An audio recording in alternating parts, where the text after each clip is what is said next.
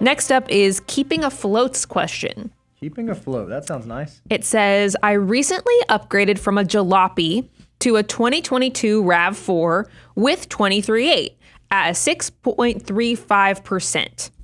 I'm saving 25% of my gross income with 4.5 months in an emergency fund. Is there any harm in paying off the car in 18 months before funding a 6-month emergency fund? You know, that's interesting. I want to go back to make sure that I've got my facts right here. Absolutely. Upgraded the jalopy to a new car. That's awesome. Followed 23.8. Yes. So they are inside of the guidelines. They bought a car, 6.35% interest rate on the car, but Yes. still following 23.8. They're saving 25% for the future, and they currently have a 4.5-month emergency fund. Sounds like the goal is 6 months, right? Yes. So this is one of those very unique scenarios where we say, when it comes to building an emergency fund, you likely need either 3 months of expenses or 6 months of expenses if you're not retired, or somewhere in between based on your unique circumstance. And it sounds like keeping afloat is defined. I need the 6 months in there. I love hearing that you've already hit that first threshold. You've already hit the threshold of having 3 months and you're working towards that goal.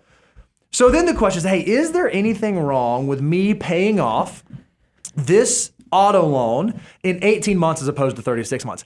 I'm gonna be honest, I kind of love the idea of that because I would argue at 6.35%, even following the financial order of operations. Brian, do you have the thing that you can hold up and show? Even following the financial order of operations. And if you don't know this, we have the financial order of operations. That's a 9-step, tried and true process of what to do with your next dollar. You can go get your free laminated copy, if you laminate it, at moneyguy.com/resources. I would argue that 6.35% car loan probably classifies in the higher interest rate category. Like, I think it's still, that might be there in that 3. Again, you have to kind of define for yourself based on your dollars where that's at. I personally would not have a problem with them pursuing both of those goals at the same time, or even aggressively getting the car paid down while they're building from 4.5 to 6. Agree, disagree, want to fight?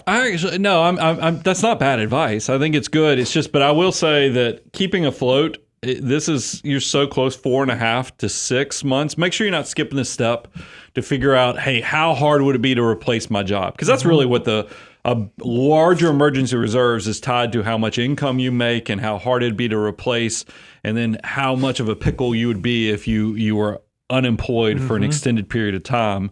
And maybe this is the CPA in me, I like, instead of going to extremes, either option A or option B, I kind of like, hey, is there an option to do all the above? Because that was always my favorite answers when you're going through multiple choice questions. I just like saying all the above. So, because why couldn't you potentially have 80% of whatever your excess is go towards paying down the 6.35% car loan, but then maybe 20% is going to keep going to your emergency reserves. That way that spread, because if you're making 4.5 to 5% on your cash and you're paying 6.35, if you have the lion's share going to extinguish that debt early, I love it, because that is a higher interest rate, but it also allows you in the background to have a little nudge going towards raising that emergency reserves. But I'm not going to get mad if you pay off 6.35 on a depreciating asset like a car loan.